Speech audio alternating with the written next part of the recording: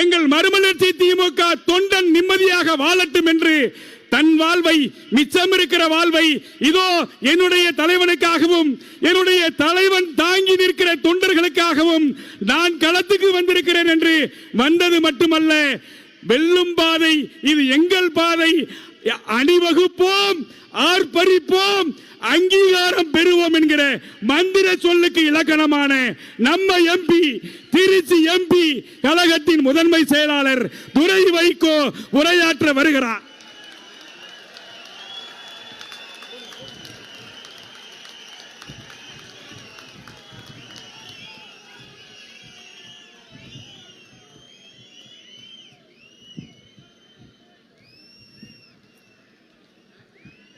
சுதந்திர இந்தியாவில் மக்கள் பிரச்சனைகளுக்காக 5.5 வருடங்கள் சிறையிலிருந்து திராவிட இயக்க தலைவர்களில் மக்கள் பிரச்சனைகளுக்காக அதிக நாட்கள் சிறையில் இருந்தவர் என்ற மகத்தான தியாகத்திற்கு உரியவர். 60 ஆண்டுகளுக்கு மேலான தன்னுடைய பொது வாழ்க்கையில் தமிழ் சமுதாயத்தின் பிரச்சனைகளுக்காக, தமிழ் மொழிக்காக, தமிழ் தாய் மண்ணின் இயற்கை வளங்களை காப்பதற்காக 2 ஆயுட்காலத்தின் உழைப்பிற்கு நிகரான உழைப்பினை தன் வாழ்நாளில் தந்தவர். மகாத்மா காந்தியின் அகிம்சா வழி நடைபெற அரசியலை மீண்டும் இந்த நாட்டில் பின்பற்ற செய்தவர். 6 அடி உயரம், அந்த விரிந்த தோள்களில் அந்த கருப்பு துண்டு தவள வசீகரிக்கும் தோற்றத்தோடு அடி மனதிலிருந்து இதயத்தின் குரலாக ஆவேச உரைகளை ஆற்றி லட்சக்கணக்கான தமிழர்களின் இதயங்களில் குடியேறியவர். பகுத்தறிவு பகலவன் தந்தை பெரியாரின் ஒப்பற்ற மாணவன், பேரறிஞர் அண்ணாவின் அரசியல் வழித்தோன்றல், ஒவ்வொரு மறுமலர்ச்சி திராவிட முன்னேற்ற கழக தொண்டனின் சுவாச காற்று, இதய துடிப்பு. ஆம், அவர்தான் எங்கள் தலைவர், எங்கள் இயக்கத்தை தந்தை, எங்களின் மாமனிதர், திராவிட இயக்க போர்வால் அவர்களே.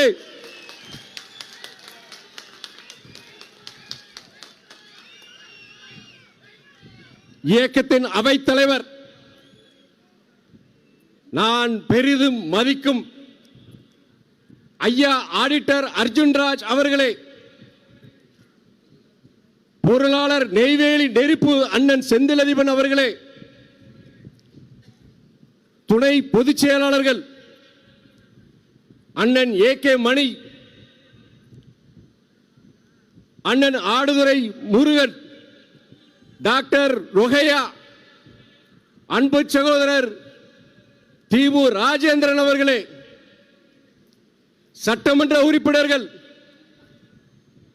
அண்ணன் பொடா பூமிநாதன், அண்ணன் சின்னப்பா, டாக்டர் சதன் திருமலைக்குமார், டாக்டர் ரகுராமன் அவர்களே, இந்த மாநாட்டு திடலை கட்டி அமைத்த அண்ணன் பந்தல் சிவா மற்றும் அவருடைய குழுவினருக்கு என் நன்றியை தெரிவித்துக் கொள்கின்றேன். அண்ணன் பந்தல் சிவா தேகத்தால் கருப்பு, ஆனால் மனதால் வெள்ளை. தலைவர் வைகோவிற்கு அவர் ஒரு கருப்பு வைரம். அந்த கருப்பு வைரத்திற்கு மறுமலர்ச்சி சொந்தங்களின் சார்பாக என் மனமார்ந்த நன்றியை மீண்டும் தெரிவித்துக் கொள்கிறேன். மாநாட்டு திடலில் பணிகளை சிறப்பாக ஒருங்கிணைத்த திருச்சி மண்டல மாவட்ட செயலாளர்கள் அன்பு சகோதரர் DTC சேரன், அண்ணன் வெள்ளமண்டி சோபு, சகோதரர் மணிவை தமிழ் மாணிக்கம், அண்ணன் களியமூர்த்தி, அண்ணன் அரியலூர் ராமநாதன், பெரம்பலூர் ஜெயசீலன், அண்ணன் ஜீவன், சகோதரர் பாஸ்கர சேதுபதி உள்ளிட்ட அனைத்து தோழர்களுக்கும் என் நன்றியை தெரிவித்துக் கொள்கிறேன். மாநாட்டு செய்திகளை மக்களுக்கு எடுத்துச் செல்லும் ஜனநாயகத்தின் 4ஆம் தூணான பத்திரிகையாளர்களே, ஊடகவியாளர்களே, வந்திருக்கும் உங்களுக்கும் என் மனமார்ந்த நன்றியை நான் தெரிவித்துக் கொள்கிறேன். மாநாடு மகத்தான வெற்றியை பெற்றுவிட்டது. மறுமலர்ச்சி சொந்தங்களுக்கு பல பிரச்சனைகள்.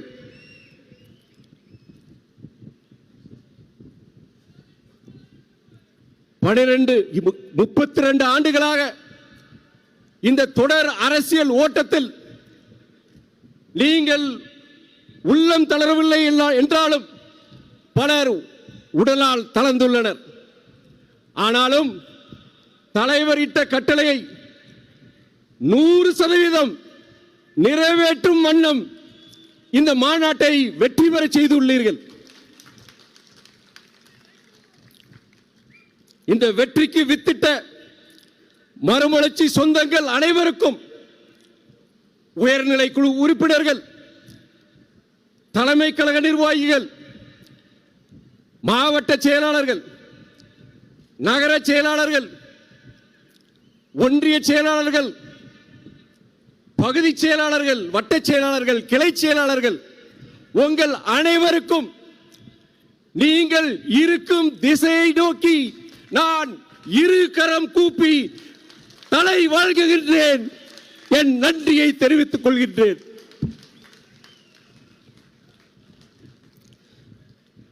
நாங்கள் பட்டம் பதவிகளுக்காக அரசியலுக்கு வரவில்லை.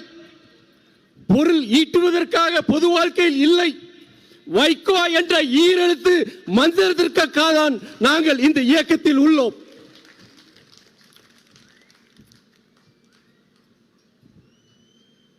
அவருடைய தன்னலமற்ற மக்கள் பணிக்கு பக்கபலமாக நாங்கள் உள்ளோம். அவர் உடல் தளர்ந்தாலும் உள்ளம் தளரவில்லை. அன்றும் இன்றும் என்றும் அவர்தான் எங்கள் தலைவர், எங்கள் இயக்க தந்தை, எங்கள் சுவாச காற்று, எங்கள் உயிர் மூச்சு என்ற சித்தாந்தத்தோடு வாழ்ந்திடும் இந்த இயக்கத்தின் இரத்த நாளங்களான மறுமலர்ச்சி சொந்தங்களே, உங்கள் அனைவருக்கும் என் வணக்கத்தை தெரிவித்துக் கொள்கிறேன்.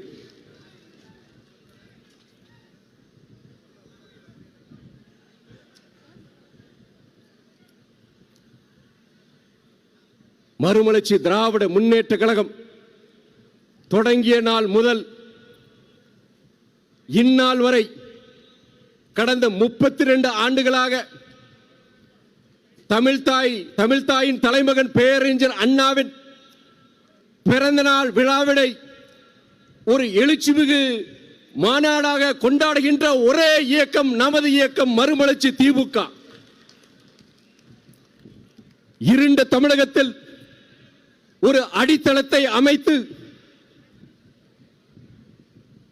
ஒரு ஒளிமயமான ஒரு எதிர்காலத்தை உருவாக்கியவர் பேரறிஞர் அண்ணா அவர்கள்.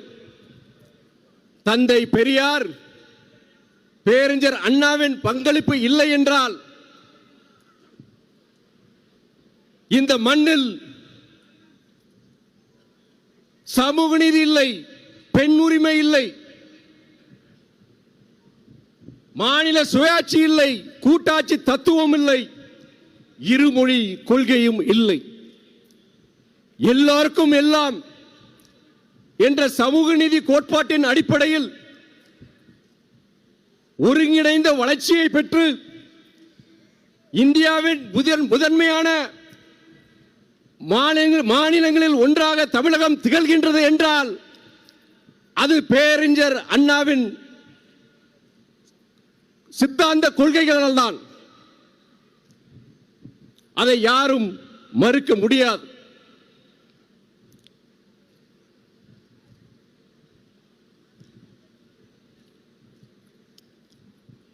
அந்த அண்ணாவின் பிறந்த நாள் தான் இன்று. அமெரிக்கா, ஐரோப்பா, உலகளவில்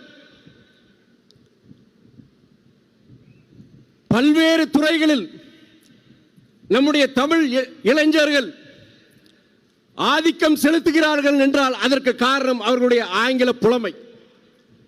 அந்த ஆங்கில புலமைக்கு வித்திட்டது பேரறிஞர் அண்ணாவின் இருமொழி கொள்கைதான். ஆனால் ஆங்கில மொழியை தவிர்த்துவிட்டு இந்தி மொழிக்கு முக்கியத்துவம் அளித்த வட மாநிலங்களின் நிலைமையை நாம் அனைவரும் நன்கு அறிவோம். தமிழ் இளைஞர்கள் இந்த நாட்டின் பெரும் நிறுவனங்களில், பன்னாட்டு நிறுவனங்களில் முதன்மை அதிகாரிகளாக முக்கிய பொறுப்புகளை வகிக்கின்றார்கள்.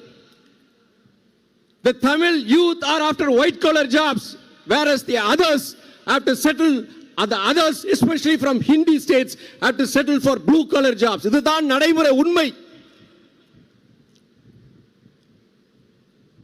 ஒன்றிய பாஜக அரசு மும்மொழி கொள்கை மூலம் இந்தி மொழியை மறைமுகமாக திணிக்க பார்க்கின்றது. ஒன்றிய அரசு, பாஜக அரசு சொல்கின்றது 3 மொழிகளை கற்றால் என்ன தவறு, ஹிந்தி மொழியை கற்றால் நல்லதுதானே என்று சொல்கிறார்கள். ஆனால் ஒன்றிய உள்துறை அமைச்சர் திரு அமித்ஷா அவர்கள் ஆங்கிலம் இல்லாத பாரதத்தை உருவாக்குவோம் என்று வட மாநிலங்களில் மேடைதோறும் முழங்குகிறார். உலக தொடர்பு மொழியாம் ஆங்கிலம் இல்லாமல் நாம் செயல்பட முடியுமா? முன்னேற முடியுமா? இல்லை. சரி, ஆங்கிலத்தை தவிர்த்துவிட்டு இந்தி மொழியை, சமஸ்கிருத மொழியை நாம் உலக தொடர்பு மொழியாக வைத்துக் கொள்ள முடியுமா என்றால் இல்லை, அது சாத்தியப்படாது. 3 மொழிகளை கற்றால் என்ன தவறு என்று சொல்கிறவர்கள் ஏன் ஆங்கிலம் கூடாது என்று சொல்கிறார்கள்? இதில் முற்றிலும் முரண்பாடாக தெரியவில்லையா? ஆங்கிலம் இல்லாத பாரதத்தை உருவாக்குவோம் என்ற அமித்ஷா அவர்களின் பிரச்சாரத்திற்கு என்ன பதில் என்று தமிழக பாஜக தலைவர்களிடம் பலமுறை நான் கேள்வி எழுப்பியுள்ளேன். ஆனால் இதுவரை அதற்குண்டான தக்க பதில் இல்லை. தமிழக மாணவர்கள், இளைஞர்கள் மீது உண்மையான அக்கறை உண்டா? கண்டிப்பாக இல்லை. Unity in diversity is the foundation on which our nation was built. வேற்றுமையில் ஒற்றுமை என்ற ஒரு வலுவான கோட்பாட்டை அடித்தளமாக கொண்டுதான் நம் நாடு உருவாக்கப்பட்டது. ஆனால் வேற்றுமையில் ஒற்றுமை என்ற அந்த அடித்தளத்தை தகர்த்துவிட்டு, நம்முடைய பன்முகத்தன்மையை சிதைத்துவிட்டு, ஒரே நாடு ஒரே மொழி, அது இந்தி மொழி, ஒரே நாடு ஒரே மதம், அது இந்து மதம், ஒரே நாடு ஒரே கலாச்சாரம், அது சங் பரிவார் கலாச்சாரம் என்று ஒன்றிய அரசு, பாஜக அரசு முயல்கின்றது. அதன் அடிப்படையில் தான் மும்மொழியை, இருமொழி கொள்கையை அகற்றிவிட்டு மும்மொழி கொள்கையை அவர்கள் திணிக்க பார்க்கின்றார்கள். அதன் மூலம் தமிழக இளைஞர்களின் முன்னேற்றத்தை, தமிழ் சமுதாயத்தின் எழுச்சியை அவர்கள் தகர்க்க பார்க்கின்றார்கள். மும்மொழி கொள்கையை நாம் ஏற்காததால் சமக்ர சிக்ஷா அபியான், ஒருங்கிணைந்த கல்வி திட்டம், அதற்குண்டான நிதி 2152 கோடி தமிழகத்திற்கு மறுக்கப்பட்டுள்ளது. பேரறிஞர் அண்ணாவின் வலுவான கொள்கைகளில் ஒன்று நிதி கூட்டாட்சி, பிஸ்கல் பெடரலிசம். அந்த பிஸ்கல் பெடரலிசம், நிதி கூட்டாட்சிக்கு எதிர்மறையான, சமநிலை இல்லாத ஒரு நிதி கொள்கையை தான் ஒன்றிய பாஜக அரசு பின்பற்றுகின்றது. கல்விக்கான நிதியாகட்டும், பேரிடர் நிவாரண நிதியாகட்டும், அல்லது மெட்ரோ ரயில் போன்ற வளர்ச்சி திட்டத்துக்கான நிதியாகட்டும், எதையும் ஒன்றிய பாஜக அரசு முறையாகவும் முழுமையாகவும் தமிழ்நாட்டிற்கு வழங்கியது இல்லை. அவதூறு குற்றச்சாட்டுகளை வீசுவோன் அல்ல துரை வைகோ. நான் தரவுகளுடன் தான் இங்கே நான் பேசுகின்றேன். 2015-20 காலகட்டத்தில் ஒக்கி, நிவார், வர்தா, கஜா போன்ற புயல்கள் தமிழகத்தை அடுத்தடுத்து தாக்கிய பொழுது அன்றைய அதிமுக அரசு ஒன்றிய அரசிடம் கேட்ட பேரிடர் நிவாரண நிதி 1,16,000 கோடி. ஆனால் ஒன்றிய அரசு நமக்கு வழங்கியதோ வெறும் 5,094 கோடி. 2023 ஆண்டு பிக்ஜாம் புயல் தமிழ்நாட்டின் வட மாவட்டங்களை தாக்கிய பொழுது, மழை வெள்ளத்தால் தென் மாவட்டங்கள் பாதிக்கப்பட்ட பொழுது நமது மாண்புமிகு முதலமைச்சர் அண்ணன் தளபதி அவர்கள் கேட்ட பேரிடர் நிவாரண நிதி 38,000 கோடி. ஆனால் ஒன்றிய பாஜக அரசு நமக்கு வழங்கியது வெறும் 276 கோடி. கேட்டது 38,000 கோடி, ஆனால் அவர்கள் வழங்கியது 276 கோடி. கேட்டதில் 1% கூட நமக்கு கிடைக்கவில்லை. சென்ற ஆண்டு பெங்கல் புயல் தமிழ்நாட்டின் வட மாவட்டங்களை தாக்கிய பொழுது நம்முடைய முதலமைச்சர் அண்ணன் தளபதி அவர்கள் கேட்ட பேரிடர் நிவாரண நிதி 6,675 கோடி. நமக்கு கிடைத்ததோ வெறும் 944 கோடி. தமிழ்நாட்டில் மட்டும் இந்த நிலைமை அல்ல, இல்லை,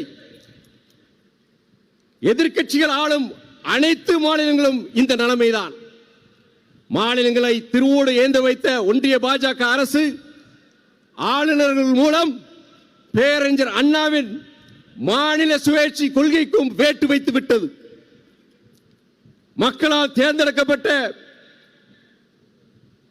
சட்டமன்றங்கள் நிறைவேற்றும் மக்கள் நல மசோதாக்கள் அதற்கு காலம் தாழ்த்தி ஒப்புதல் வழங்காமல் இருந்த ஆளுநர்களுக்கு சமீபத்தில் உச்சநீதிமன்றம் ஒரு குட்டு வைத்தது. சட்டப்பேரவைகள் நிறைவேற்றும் அந்த மசோதாக்களுக்கு 3 மாதங்களில் ஆளுநர்கள் ஒப்புதல் வழங்க வேண்டும் என்பதுதான் அந்த வரலாற்று சிறப்பான தீர்ப்பாகும். சமீபத்தில் நாடே அதிர்ச்சியாகும் வகையில், ஜனநாயகத்தை குழி தோண்டி புதைக்கும் வகையில் நாடாளுமன்றத்தில் விவாதிக்காமல் சென்ற மாதம் நாடாளுமன்ற கூட்டத்தொடர் முடியும் தருவாயில் ஒரு மசோதாவை ஒன்றிய அரசு கொண்டு வந்தது. அந்த மசோதாவின்படி ஒருவர் குற்றஞ்சாட்டப்பட்டு தொடர்ந்து 30 நாட்கள் சிறை காவலில் வைக்கப்பட்டிருந்தால் அவர் பதவியை, அந்த அமைச்சரின் பதவியை, அந்த முதலமைச்சரின் பதவியை பறிக்கலாம் என்பதுதான். நீதிமன்றத்தால் தண்டனை பெறப்பட்டு குற்றங்கள் நிரூபிக்கப்படும் வகையில் அது அமைந்தால் அந்த பதவியை பறிக்கலாம், ஆட்சேபம் இல்லை. ஆனால் நீதிமன்றத்தில் வழக்கு நிலுவையில் உள்ள போது, குற்றங்கள் நிரூபிக்கப்படாத பொழுது, ஒருவர் சிறையில் 30 நாட்களுக்கு மேலாக இருந்தார் என்ற ஒரே காரணத்திற்காக பதவியை பறிப்பது என்பது பாசிசம். அந்த இப்படிப்பட்ட ஒரு பாசிச சட்டத்தின் மூலம் எதிர்க்கட்சிகள் ஆளும் மாநிலங்களை, மாநில அரசுகளை மிரட்டுவதற்கும் பழி வாங்குவதற்கும் தான் இந்த சட்டம் பயன்படும். ஆகையால் இந்த பாசிச சட்டத்திற்கு வழிவகுக்கும் இந்த மசோதாவை ஒன்றிய பாஜக அரசு திருப்பி பெற வேண்டும் என்று இந்த மாநாட்டின் வாயிலாக கேட்டுக்கொள்கின்றேன். அதே போல வாக்கு திருட்டுக்கு வழிவகுக்கும் SIR special intensive revision of electoral rolls, வாக்காளர் பட்டியலில் சிறப்பு கவன திருத்தம், அது குறித்து எதிர்க்கட்சி தலைவர்கள் எழுப்பிய கேள்விகள், குறிப்பாக அன்பு சகோதரர் திரு ராகுல் காந்தி, நம்முடைய தமிழக முதலமைச்சர் அண்ணன் தளபதி அவர்கள் எழுப்பிய கேள்விகளுக்கு தேர்தல் ஆணையம் முறையான பதில்களை அளிக்க வேண்டும் என்பதையும் நான் இங்கு கேட்டுக்கொள்கின்றேன். இந்த மாநாட்டில் நிறைவேற்றப்பட்ட சில தீர்மானங்களை பற்றி நான் இங்கே வலியுறுத்த விரும்புகின்றேன். இந்தியாவிலிருந்து அமெரிக்காவிற்கு ஏற்றுமதி செய்யப்படும் பொருட்களுக்கு கிட்டத்தட்ட 50% மேலான வரியை அமெரிக்க அரசு விதித்துள்ளது. இந்த வரி விதிப்பால் இந்தியாவில், குறிப்பாக தமிழகத்தில் இங்கே உள்ள ஏற்றுமதி நிறுவனங்கள், உற்பத்தி தொழிற்சாலைகள் முடங்கும் சூழ்நிலை ஏற்பட்டு உள்ளது. ஜவுளித்துறை உட்பட பல்வேறு துறைகளை சார்ந்த தொழிற்சாலையில் பணியாற்றும் லட்சக்கணக்கானோர் வேலைகள் பறிபோகும் சூழ்நிலை உருவாகி உள்ளது. இந்த அசாதாரண அபாய சூழ்நிலை, இதை அகற்றிட ஒன்றிய பாஜக அரசு துரித நடவடிக்கைகள் ஈடுபட வேண்டும் என்பதையும் இந்த கூட்டத்தின் வாயிலாக நான் தெரிவித்துக் கொள்கிறேன். உழுதுண்டு வாழ்வாரே வாழ்வார், மற்றெல்லாம் தொழுதுண்டு பின் செல்பவர் என்று திருவள்ளுவர் கூறினார். ஆனால் நலிந்து வரும் விவசாயத்தில் நம் நாட்டில் ஆண்டுக்கு 10,000 விவசாயிகள் தற்கொலை செய்து கொள்கின்றார்கள். கடந்த 11 ஆண்டுகளில் 1,00,000க்கும் மேற்பட்ட விவசாயிகள் இந்த நாட்டில் தற்கொலை செய்துள்ளார்கள்.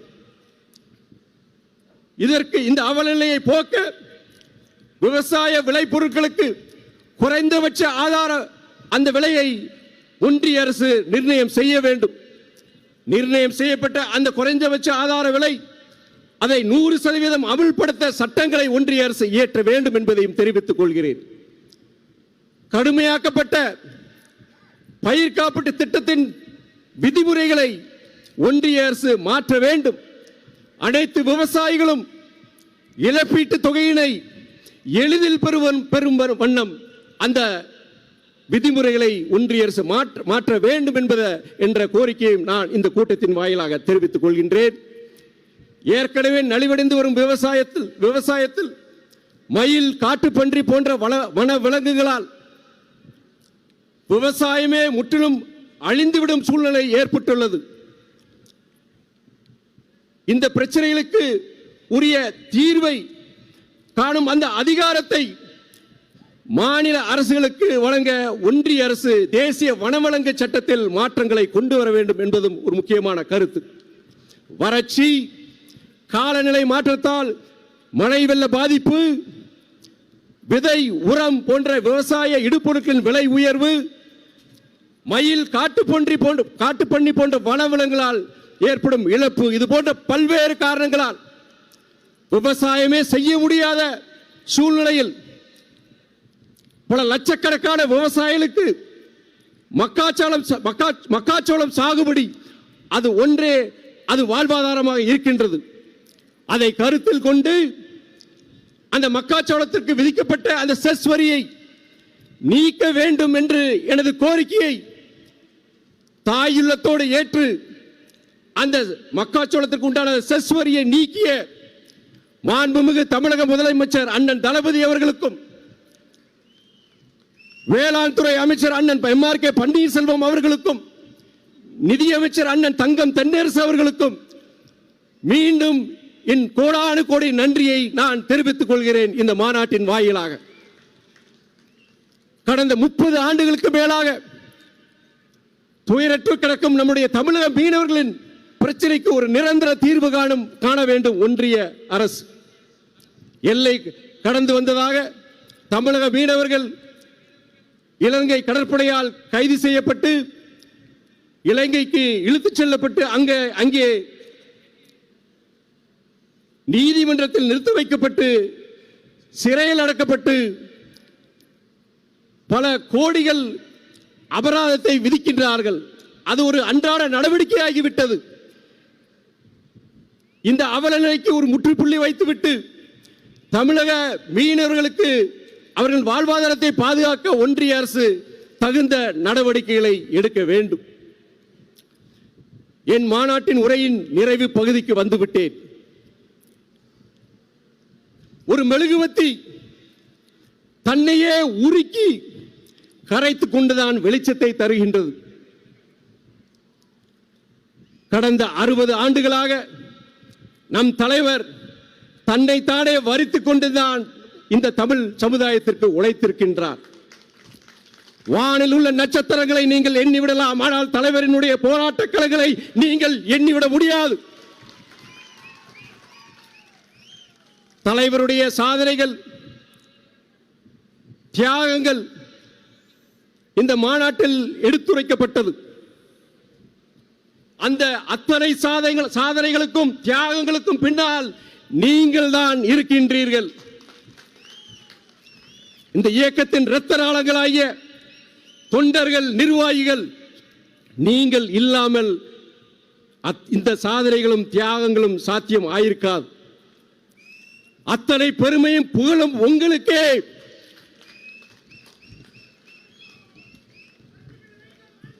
திராவிட இயக்க போர்வாளன் உந்து சக்தியும் நீங்களே. தாயின் அன்பை விட பரிசுத்தமானது இந்த உலகில் ஒன்று உள்ளது என்றால் அது மறுமலர்ச்சி சொந்தங்களின் அன்பு ஒன்றுதான். திராவிட தலைவர் மீது நீங்கள் கொண்டுள்ள காதல், இந்த இயக்கத்தின் மீது நீங்கள் கொண்டுள்ள விசுவாசம், உலகில் வேறு எங்கும் இந்த பந்த பாசத்தை நாம் பார்க்க முடியாது. என் தந்தை எனக்கு வழங்கிய மிகப்பெரிய சொத்து இந்த மறுமலர்ச்சி சொந்தங்களின் அன்புதான். ஆயிரம் கோடிகள் கொடுத்தாலும் பெற முடியாதது, விலை மதிப்பற்றது. எந்தவித பிரதிபலனும் எதிர்பாராமல் தலைவர் மீது கொண்ட காதலால், நேசிப்பால், அன்பால் உருவான ஒரு உறவுதான் மறுமலர்ச்சி திராவிட முன்னேற்ற கழகம் என்ற இந்த உன்னதமான இயக்கம். அப்படிப்பட்ட இந்த இயக்கத்தை அழித்து விடலாம், பிளவுபடுத்தலாம் என்று கடந்த 32 ஆண்டுகளாக சிலர் முயற்சித்தனர். அப்போது முடியவில்லை, இப்போது முடியவில்லை, எப்போதும் முடியாது.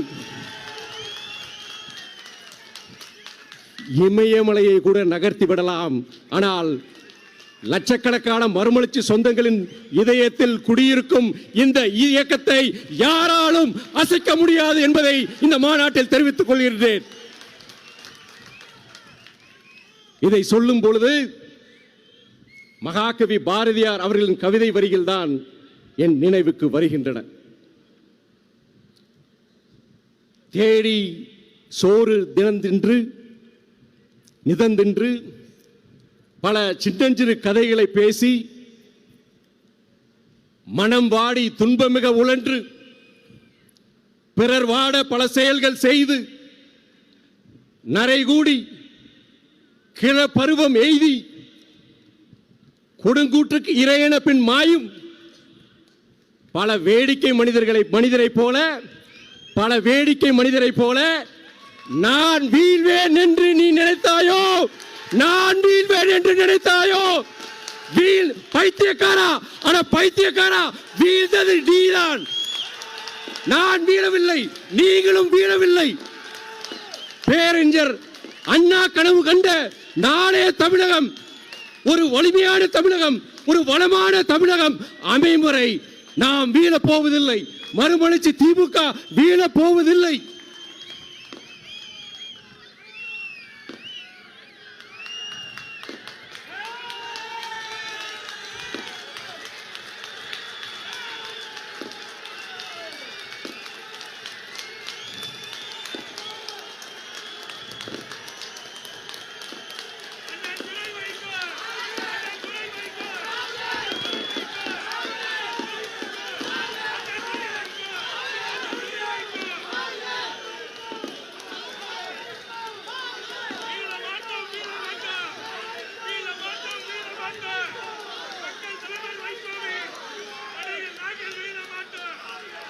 மறுமலர்ச்சி திராவிட முன்னேற்ற கழகம்,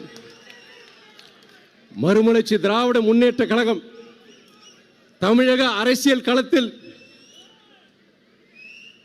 தவிர்க்க முடியாத சக்தி, யாரும் மறுக்க முடியாத சக்தி என்பதை பறைசாற்றும் விதமாக இங்கே இன்று லட்சக்கணக்கில் நாம் அணி திரண்டோம், ஆர்ப்பரித்தோம்.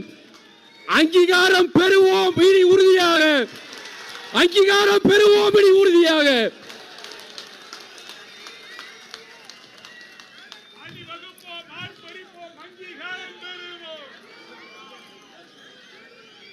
வெட்டட்டும் கூறுவாட்கள், தமிழ் பகையை நோக்கி வெடிக்கட்டும் அதிர்வேட்டு போர் முழக்கம், எட்டட்டும் நெடுவானில் ஈட்டி கூட்டம், எதிரிகளின் மார்புக்குள் குடியேறட்டும், கட்டட்டும் மூட்டைதனை நம் இணை பகைவர் இல்லை, கட்டாரி முத்தத்தை சுவை பார்க்கட்டும், பட்டத்தை போல் கழக கொடியின் கூட்டம் பறக்கட்டும் நெடுவானில். வாழ்க வைகோ, வாழ்க வைகோ, வளர்க மறுமலர்ச்சி திராவிட முன்னேற்ற கழகம், வளர்க மறுமலர்ச்சி திராவிட முன்னேற்ற கழகம். நன்றி நன்றி நன்றி.